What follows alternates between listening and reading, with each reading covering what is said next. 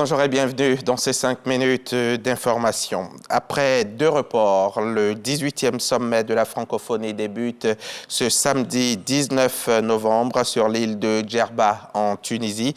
Les représentants des 88 pays composant l'Organisation internationale de la francophonie, l'OIF, se réunissent pour établir des stratégies pour le développement de la langue française, mais aussi du développement des États membres.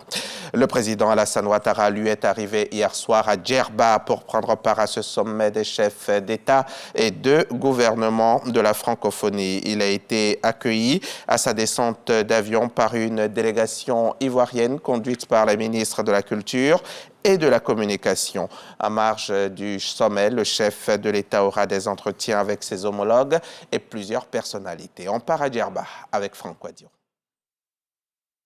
Le président de la République, Alassane Ouattara, est arrivé à l'aéroport Djerba-Tarsis aux environs de 15h45 ce vendredi après-midi.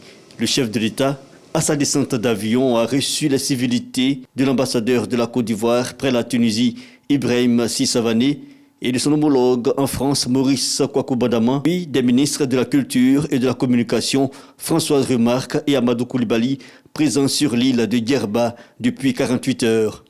Des civilités faites aussi par le ministre du Tourisme, Moïse Belhaced, accueillant le président Alassane Ouattara au nom du chef de l'État tunisien, Kaïs Sayed. Au calendrier du chef de l'État, la participation au 18e sommet des chefs d'État et de gouvernement de la francophonie, des discussions qui s'appuieront sur les réflexions issues de la 43e conférence ministérielle de la francophonie. Une journée de travail chargée donc, au cours de laquelle le président Alassane Ouattara aura des rencontres avec certains de ses homologues et plusieurs personnalités.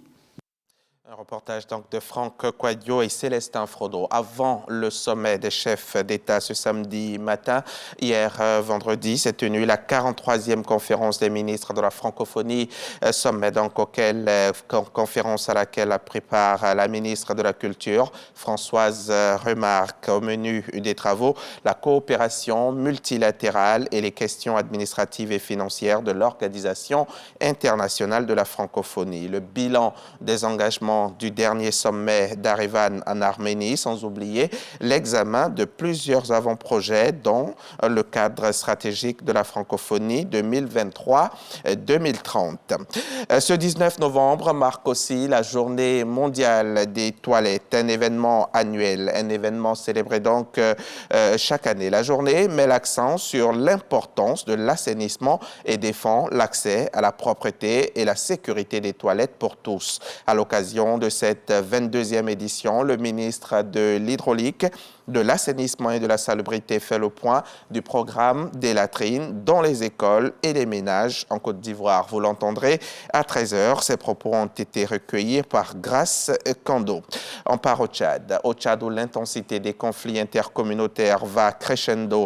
On a passé désormais la barre des 500 morts avec 600 blessés et plus de 7000 déplacés selon l'Agence de la coordination des affaires humanitaires des Nations Unies, OCHA. OCHA donc qui vient de sortir son dernier rapport sur la question des conflits que l'on retrouve principalement dans le sud du pays et qui concernent avant tout les agriculteurs et les éleveurs. Le dernier clash agriculteurs-éleveurs a d'ailleurs opposé fin septembre des éleveurs arabes à des agriculteurs mobiles dans la province du Guéra. Le Bensan avait fait 86 morts.